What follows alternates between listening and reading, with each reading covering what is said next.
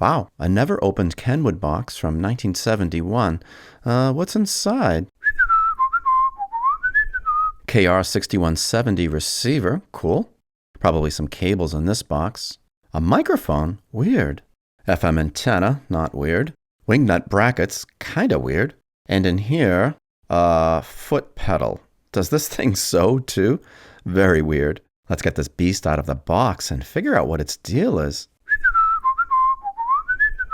Okay, it's kinda pretty, kinda ugly, and I like it. A lot of buttons, not sure what it all means. Some blank papers, those won't help. Okay, a schematic, that'll definitely help. Interesting, resistor R308 is equipped and set, sold in the USA and Canada only. Yeah, probably some kind of line to ground resistor. And here are my local service centers. Yeah, I'll be sure to stop by if I need assistance. I mean, it's only been 50 years. They're still gonna be there, right? Okay, here's what we need. The manual with electronic rhythm composer. Okay, I see. This is some kind of sing-along, one-man band kind of deal. Special features, blah, blah, blah, getting acquainted. Yeah, nice to meet you too.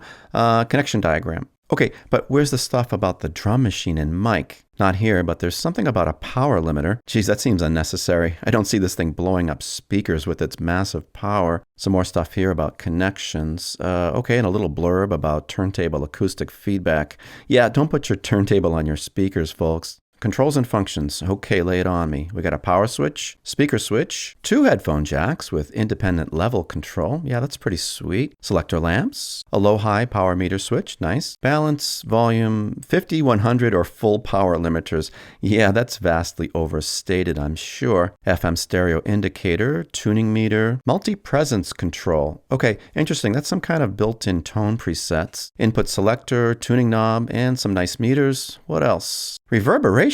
This thing must have a spring reverb in it. Crazy. Pre-out switch. Okay, I see. This lets you put reverb on an external amp for some rear speakers. Low and high filters. Nice features. Muting.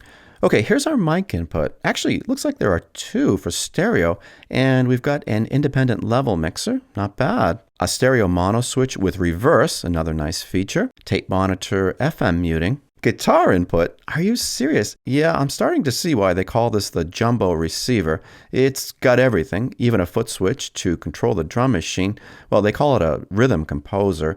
Says here it's got 12 different beats and 5 different instruments, and you can control their stereo spread and tone, and also the tempo, naturally. And check this out, a timer to automatically turn the receiver off at any time up to 2 hours. Wow. If the most interesting man in the world had a stereo, guys, this would be it. Okay, moving on. We've got some more instructions. Looks like you can add rhythm and play and sing along to any source. Radio, phono, whatever. Nice. Tape recorder operations. Some details about the rhythms, the tone presets. And yeah, says here there is a spring reverb inside. And you can add the effect to any source, including mic, guitar, and rhythm. Oh, and a lever on the back to clamp and protect the spring unit during shipping.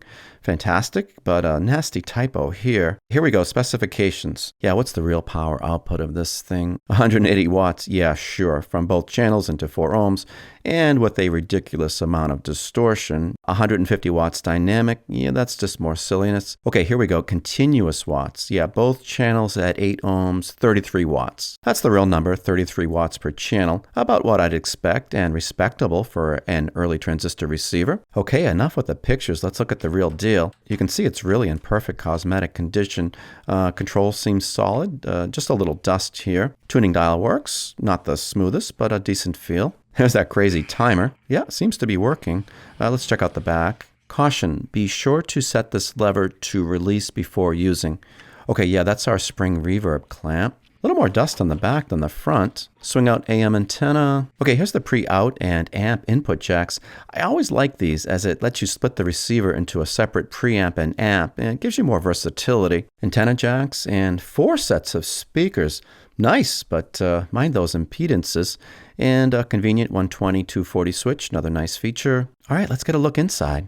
Well, you know, so far these side screws are the only evidence of corrosion that I see. Hopefully this isn't a foreshadowing of what's to come. And inside we have, well, you're just gonna have to wait and see. Sorry, I know it's disappointing, but I'll be back with more soon, I promise. Stay tuned.